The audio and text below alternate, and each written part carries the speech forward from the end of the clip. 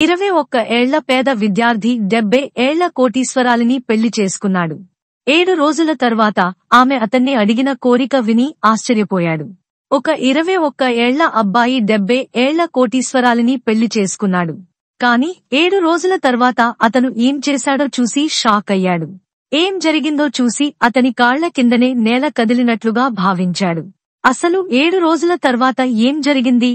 ఎంతో మిస్టీరియస్ గా ఉండే ఈ స్టోరీ అనేది చివరి వరకు స్కిప్ చేయకుండా చూడండి.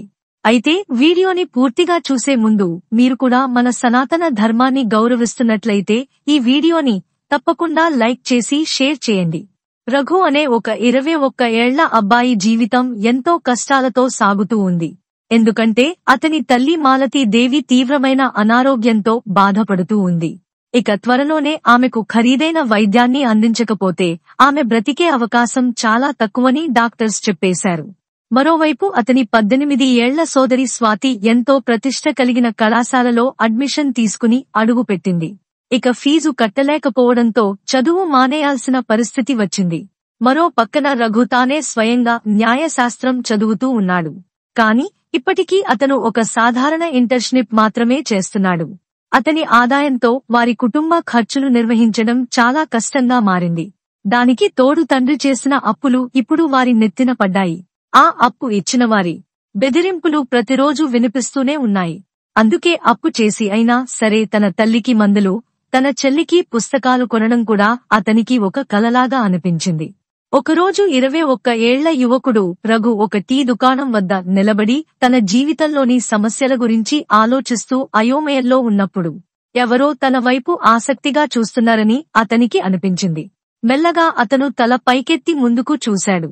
దాదాపుగా 70 ఏళ్ల వయసున్న ఆ కట్టుకునే ఒక మహిళ తనకు కనిపించింది. ఆమెను చూస్తుంటే పెద్దావిడలాగా ఉంది. కాని ఎవరు విస్మరించలేనంత వ్యక్తిత్వం లాగా ఆవిడ ఉంది. ఖరీదైన తెల్లటి చీర, వజ్రాలతో నిండిన నగలు, కళ్లల్లో లోతైన ఆత్మవిశ్వాసం రఘుకి అర్థం కాలేదు. ఆమె అతని వైపు ఎందుకలా చూస్తుందో, అంత గొప్ప వ్యక్తి ఇక్కడ ఇటువంటి రోడ్డు మీద ఏం చేస్తున్నారు? నాలాంటి సాధారణ వ్యక్తి నుంచి ఆమె ఏం కోరుకుంటుందో అతనికి అర్థం కాలేదు. ఆమె అతని దగ్గరికి వచ్చి నీ పేరు రఘునా అని అడిగింది. ఆ మహిళ గొంతు చాలా లోతుగా ఉంది.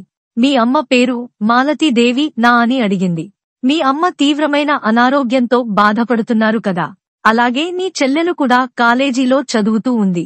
ఇక అలాగే నీ నెత్తిన అప్పుల భారం కూడా ఉంది. ఇక ఆమె చెబుతున్న మాటలు విన్న రఘు చేతిలో ఉన్న టీ కప్పు వణికిపోతూ ఉంది. తన గురించి ఇన్ని వివరాలు చెబుతున్న ఈమె ఎవరు? మీరు ఎవరు మేడం అని భయంగా అడిగాడు. జానకి దేవి అని ఆ మహిళ తన పేరు చెప్పింది. మీరు ఖచ్చితంగా నా పేరు వినే ఉంటారే అని కూడా అంది. ఇక రఘుకు వెంటనే వర్ధన్ గ్రూప్ ఆఫ్ ఇండస్ట్రీస్ అని పేరు గుర్తుకు వచ్చింది.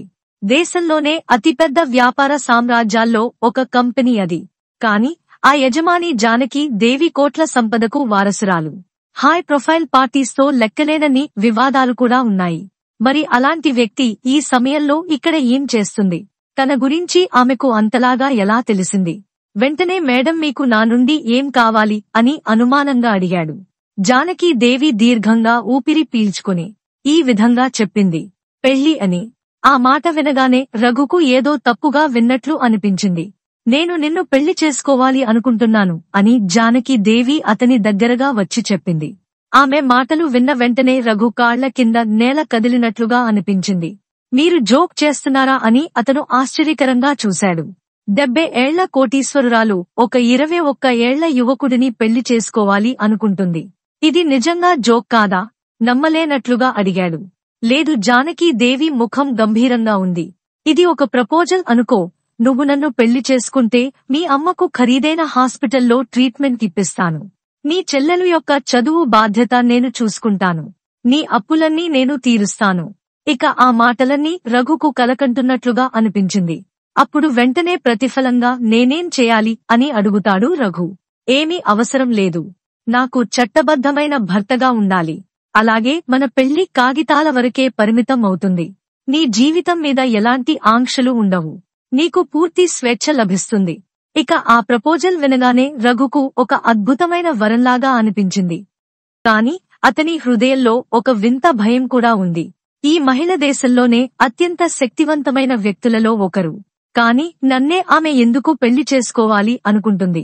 వెంటనే ఆమె మీకు కొంత సమయం కావాలా అని అడిగింది. ఇక అప్పుడు రఘుకు ఏం చెప్పాలో అర్థం కావడం లేదు. ఈ ప్రపోజల్ ఒక ట్రాప్ లాంటిది అని అతనికి కూడా తెలుసు. అతను అవునని చెబితే తన తల్లి జీవితం, చెల్లి జీవితం సుఖంగా ఉంటుంది. అది నిజం కూడా. తన సోదరి భవిష్యత్తును పూర్తిగా మార్చేయవచ్చు. అతని జీవితం కూడా మారిపోతుంది. కానీ దీని వెనుక అసలు కారణం ఏమిటి? నిజంగా ఇది అంత సులభమా? అందుకే అతను కాసేపు దీర్ఘంగా శ్వాస తీసుకుని ఈ విధంగా చెప్పాడు. మేడం, ఆలోచించడానికి నాకు కొద్దిగా సమయం కావాలి.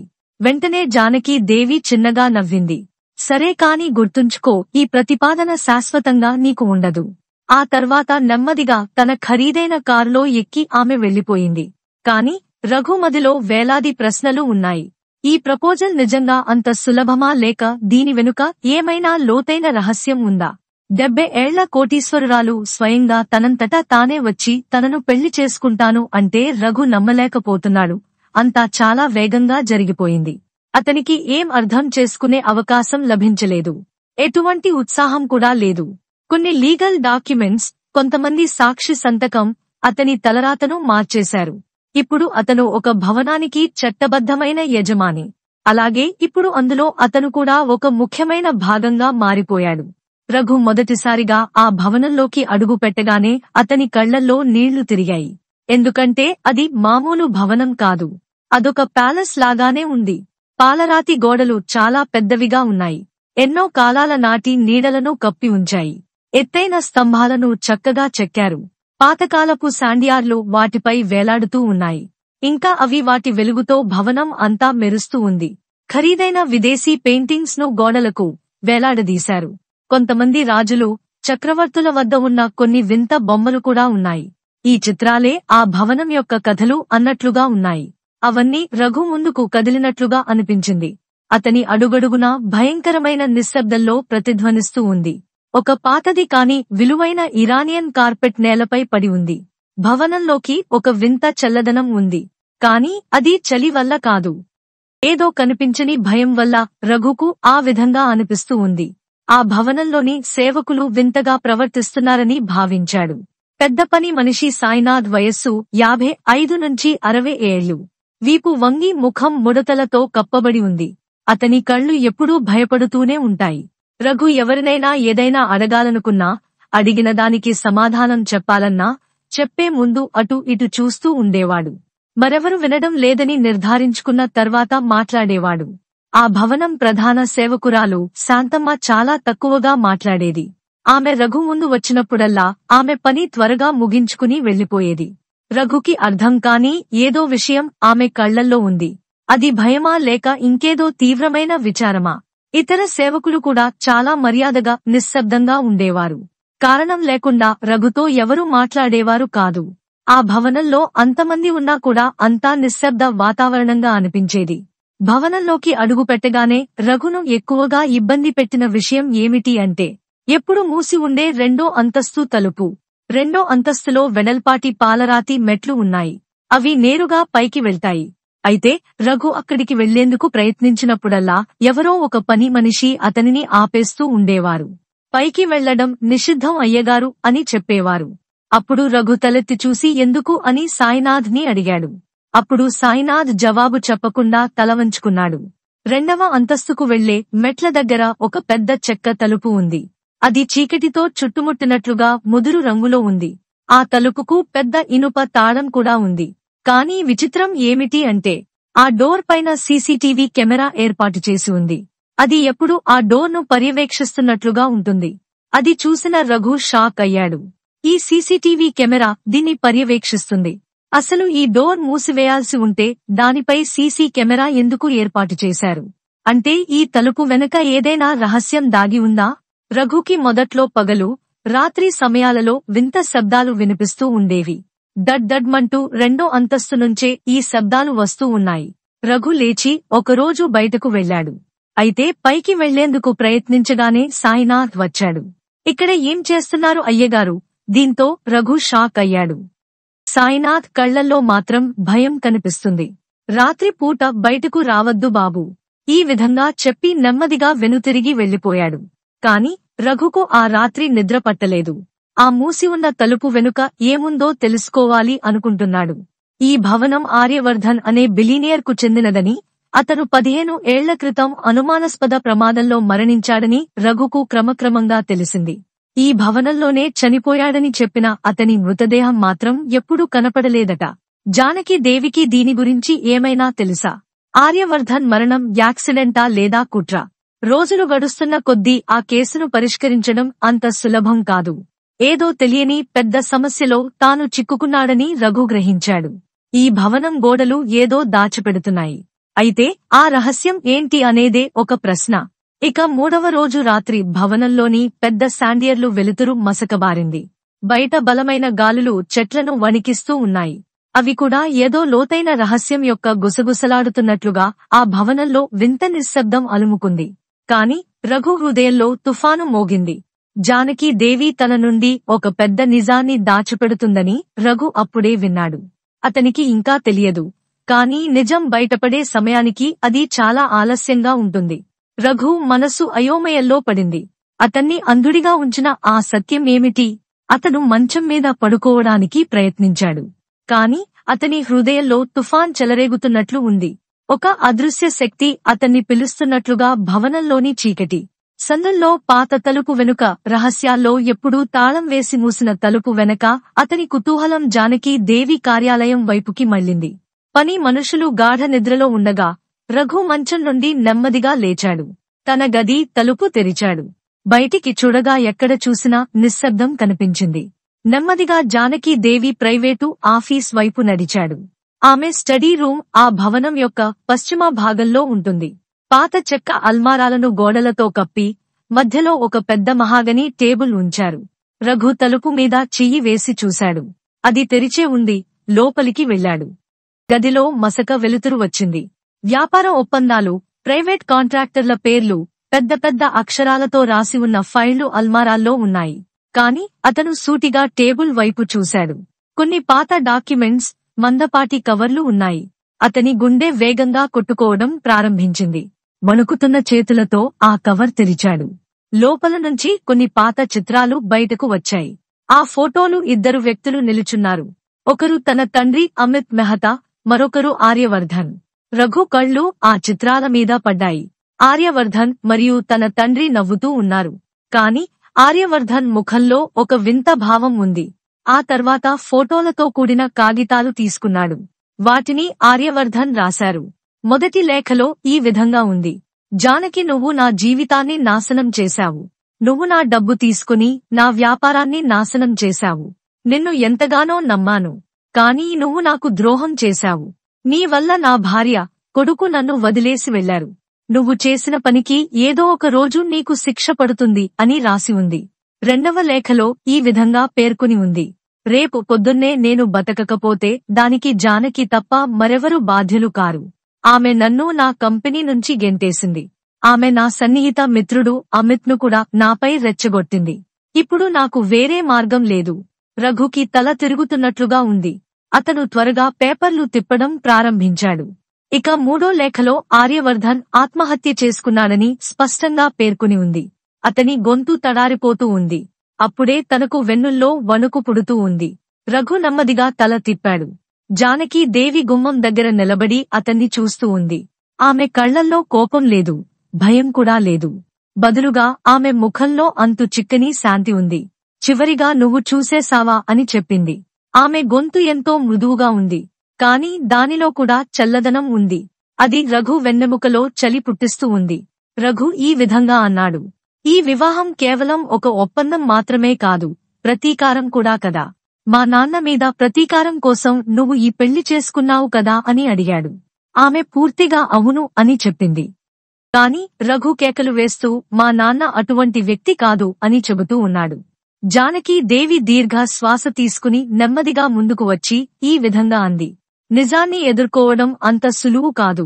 రఘు, మీ నాన్న నా భర్త జీవితాన్ని, నా జీవితాన్ని పూర్తిగా నాశనం చేశాడు. కాని ఆర్యవర్ధన్ బలవంతంగా ఆత్మహత్యకు పాల్పడడానికి కారణం మీ నాన్న. మీ నాన్న నా భర్తను మోసం చేశాడు. అన్నింటినీ లాక్కున్నాడు. అందుకే ఆయన ఆత్మహత్య చేసుకున్నాడు. అప్పుడు రఘు మా నాన్న అటువంటి పనులు చేయడు అని అరుస్తూ ఉన్నాడు. అప్పుడు జానకీదేవి మీ నాన్న నిర్దోషి అని నువ్వు భావిస్తున్నావా? ఈ భవనం రహస్యాలు, జానకీదేవి గతం రఘుని పూర్తిగా కుదిపేశాయి. ఇది కేవలం పెళ్లి ఆట మాత్రమే కాదని, దీని వెనక లోతైన కుట్ర, దురాశ, ప్రతీకారపు కథ ఉందని రఘుకి అప్పుడు అర్థమైంది. కాని ఇప్పుడు రఘు ఏం చేయగలడు? కాబట్టి అతను తన అత్యంత సన్నిహిత స్నేహితుడు కార్తీక్ సహాయాన్ని కోరాడు. డిటెక్టివ్ జర్నలిస్ట్ అయిన కార్తీక్ ఎన్నో పెద్ద పెద్ద మోసాలను బయటపెట్టాడు. నువ్వు చెప్పేదానికి ఆధారాలు కావాలి అని కార్తీక్ సీరియస్ గా రఘుతో అన్నాడు. అవును, అది కూడా ఒక బలమైన సాక్ష్యం. ఆ భవనం యొక్క రహస్య కథలే కాదు, జానకీదేవిని కోర్టుకు తీసుకురాగల నిజమైన సాక్ష్యం కావాలి అని రఘుతో కార్తీక్ దృఢంగా అన్నాడు. రఘు, కార్తీక్ ఇద్దరు కలిసి జానకీదేవి వ్యాపార రికార్డులు, బ్యాంకు లావాదేవీలు, లీగల్ డాక్యుమెంట్లను కనిపెట్టి ఆ భవనంలోని పాత పని వాళ్లతో మాట్లాడడం ప్రారంభించారు. జానకీదేవి కేవలం ప్రతీకారం తీర్చుకున్న మహిళ మాత్రమే కాదని వారు త్వరలోనే తెలుసుకున్నారు. ఆమె ఒక మాఫియాకు డాన్ కూడా. ఆమె చీకటి సామ్రాజ్యం దేశంలోని అనేక ప్రాంతాల్లో విస్తరించి ఉంది. ఎన్నో బ్యాంక్ లావాదేవీలు తెలియని అనేక ఖాతాల్లో కోట్లాది రూపాయలు. భవనంలోని ఇద్దరు పాత పనివాళ్లు, అలాగే కొంతమంది సెక్యూరిటీ గార్డులు కూడా అనుమానాస్పదంగా అదృశ్యమయ్యారు అని తెలిసింది. ఆ భవనంలో దాగి ఉన్న రహస్యాలను బయటకు తీయాలనే ఉద్దేశంతో ముందుకు సాగారు. రఘు మెదడులో ఒకే ఒక్క విషయం తిరుగుతూ ఉంది. రెండో అంతస్తు గదికి వెళితే తగిన సాక్ష్యాలు దొరుకుతాయని. అయితే సీసీటీవీ కెమెరా ఎప్పుడూ ఆ తలుపును పర్యవేక్షిస్తూ ఉంటుంది. కాబట్టి దాని వెనుక ఖచ్చితంగా ఏదో మిస్టరీ దాగి ఉంది. ఒకరోజు రాత్రి రఘు మరియు కార్తీక్ మెల్లగా ఆ భవనంలోని ఆ గదిలోకి ప్రవేశించారు. రాత్రి 2 గంటలు కావడంతో భవనం అంతటా మౌనం అలుముకుంది. వారి యొక్క పని మొదలుపెట్టే సమయం అది. సాయినాథ్, శాంతమ్మ మరియు ఇతర పని మనుషులు అప్పటికే గాఢ నిద్రలో ఉన్నారని నిర్ధారించుకున్నారు. చేతిలో టార్చ్ లైట్తో చీకటిలో రఘు మరియు కార్తీక్ మెట్లు ఎక్కి ముందుకు వెళ్లారు. సీసీటీవీ కెమెరాను తప్పించుకుని కొద్దిగా వెనుక వైపు నుంచి వెళ్లారు. రెండో అంతస్తు తలుపు దగ్గరికి వెళ్లగానే వారి గుండె చప్పుడు స్పష్టంగా వినిపిస్తుంది. దానిపై ఉన్న తాళాన్ని తెరవడం అసాధ్యం. కానీ హ్యాకింగ్ చేయడంలో కార్తీక్ నిపుణుడు. అతను తన జేబులో నుండి చిన్న మెటల్ పిన్ తీసి తాళం కప్పలో పెట్టి తిప్పాడు. ఆ తాళం తెరుచుకుంది. ఆ తలుపు నెమ్మదిగా తెరుచుకున్న వెంటనే ఒక దుర్వాసన విరజిమ్మింది. లోపల ఎన్నో పాత వస్త్రాలు, పత్రాలు, ఫర్నిచర్ మాత్రమే కాదు, ఒక విగ్రహంలాగా ఉన్న ఒక పురాతన శవం కూడా కనిపించింది. కార్తీక్ వెంటనే లైట్ వేసి పరిశీలించాడు. అది ఎవరిదో గుర్తు చేసుకునేందుకు పాత ఫోటోలతో పోల్చారు. అది ఆర్యవర్ధన్ మృతదేహమే. ఆర్యవర్ధన్ అసలు చనిపోలేదు. అతనిని ప్లాన్ ప్రకారం చంపేశారు. తప్పుడు ఆత్మహత్యగా చిత్రీకరించేందుకు అతని మృతదేహాన్ని ఇక్కడ దాచేసినట్లుగా వారికి అర్థమైంది. డోర్ లోపల సీక్రెట్ స్టడీ రూమ్ ఉంది. అక్కడ పాత డాక్యుమెంట్లు, ఫోటోలు, వీడియో రికార్డింగ్స్ ఉంచబడ్డాయి. జానకీదేవి భర్త ఆర్యవర్ధన్ అనుమానాస్పద మృతి గురించి రాసిన పత్రికలతో గోడ అంతా నిండిపోయి ఉంది. కాని రఘును ఎక్కువగా ఆశ్చర్యపరిచిన ఫైల్లో అతనికి అమిత్ మెహతా పేరు కనబడింది. అతని చేతులు వణికిపోయాయి. ఆర్యవర్ధన్, అమిత్ మెహతా కలిసి లక్షలాది రూపాయల విలువైన భూమికి సంబంధించిన ఒక సీక్రెట్ ప్రాజెక్ట్ పై పనిచేస్తున్నారని ఆ ఫైల్లో ఉంది. అయితే ఈ అవినీతిలో పాల్గొనడానికి అమిత్ నిరాకరించడంతో అతన్ని రహస్యమైన ప్రదేశంలో మరణించినట్లుగా ఉంచారు. అసలు నిజం ఏమిటి అంటే, జానకీదేవి యొక్క నిజాలని తెలుసుకున్న ఆర్యవర్ధన్ ఆస్తి మొత్తాన్ని అతని స్నేహితుడి కొడుకు అయిన రఘు పేరు మీద రాసినట్లుగా తెలుస్తుంది. ఆస్తి కోసమే జానకీదేవి రఘును పెళ్లి చేసుకుని అతన్ని ట్రాప్ లోకి ఇరికించింది. రఘు గుండె కాలిపోయినట్లుగా అనిపిస్తుంది. ఇది కేవలం ప్రతీకార కథ మాత్రమే కాదు, తన తండ్రి నిర్దోషి తత్వాన్ని బహిర్గతం చేయడానికి జరిగిన యుద్ధం అది. ఇప్పుడు రఘు, కార్తీక్ ఇద్దరు కలిసి ఆ పని చేయగలరు. ఇదే ఆ మిస్టరీ యొక్క అసలు నిజం. వెంటనే పోలీసులకు సమాచారం ఇచ్చేలోపే జానకీదేవి మనుషులు అక్కడికి వచ్చారు. ఆమె నవ్వుతూ, మీరు నిజాన్ని కనిపెట్టారా?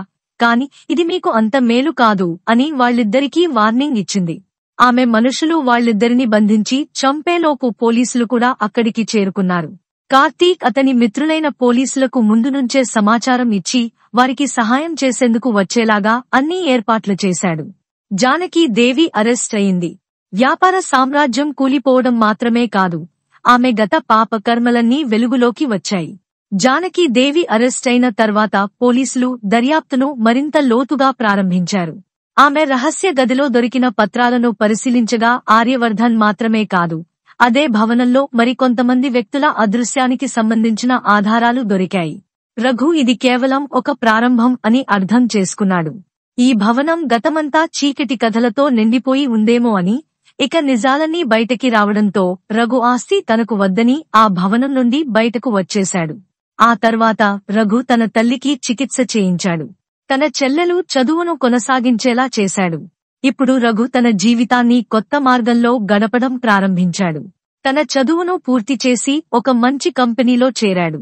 ఈ సమయంలోనే డాక్టర్ అనురాధతో పరిచయం, ప్రేమగా మారి వివాహం చేసుకున్నాడు. అనురాధ ఆలోచనలు కూడా రఘు ఆలోచనల మాదిరిగానే ఉండేవి. కష్టాలను ఎదుర్కొని ముందుకు సాగాలి అన్నట్లుగా తన కుమారుడు ఆదిత్య పుట్టగానే రఘు ఒక కొత్త ప్రమాణం చేశాడు. తన నుంచి లాక్కున్న జీవితాన్ని ఇచ్చేయాలి అని. తన తండ్రి అమిత్ మెహతా కూడా గతంలో జానకి దేవి చేతిలో ఎలా మోసపోయాడో తెలుసుకున్నాడు. అతనికి నిజంగా తన తండ్రి కథ ద్వారా ఒక గుణపాఠం కలిగింది. పెద్ద పెద్ద అవకాశాలు, గొప్ప లాభాలు ఎప్పుడూ కూడా నిజమైన సంతోషాన్ని ఇవ్వలేవని తెలుసుకున్నాడు. నిజమైన విలువలు మాత్రమే మన జీవితాన్ని వెలుగులోకి తీసుకురాగలవు. కాబట్టి ఈ కథ అనేది అబద్ధం, మోసం ఎంతకాలమైనా నిలబడవు. నిజాయితీగా ఉన్నవారే చివరకు గెలుస్తారని నిరూపిస్తుంది కదా. ప్రతి సమస్యను మనిషి బలంతో కాదు, తెలివితేటలతో పరిష్కరించాలి. ఎప్పటికీ అందరూ నమ్మదగినవారు కాలేరు. మనల్ని మోసం చేసే మోసగాడిని ఒక్కసారైనా మనం గుర్తించగలిగితే ప్రమాదాన్ని కూడా మనం దాటవచ్చు. మన తల్లిదండ్రులు చేసిన త్యాగాలను గుర్తించి వారి ఆశయాలను గౌరవించాలని గుర్తుపెట్టుకోండి. నమ్మక ద్రోహాన్ని ఎదుర్కొనే ధైర్యం ఉంటేనే ఏదైనా సాధించగలం. మరి మీరు కూడా దీనికి ఒప్పుకుంటే మీ అభిప్రాయాలను కామెంట్ రూపంలో మాకు తెలియజేయండి. ఈ వీడియో గనుక మీకు నచ్చినట్లయితే ప్లీజ్ లైక్ చేసి మీ ఫ్రెండ్స్ కి షేర్ చేయండి. అలాగే మా కొత్త వీడియోస్ మీకు వెంటనే చేరాలంటే మా ఛానల్ ని సబ్స్క్రైబ్ చేసుకుని పక్కనే ఉన్నటువంటి బెల్ ఐకాన్ ని ప్రెస్ చేయండి. ధన్యవాదములు.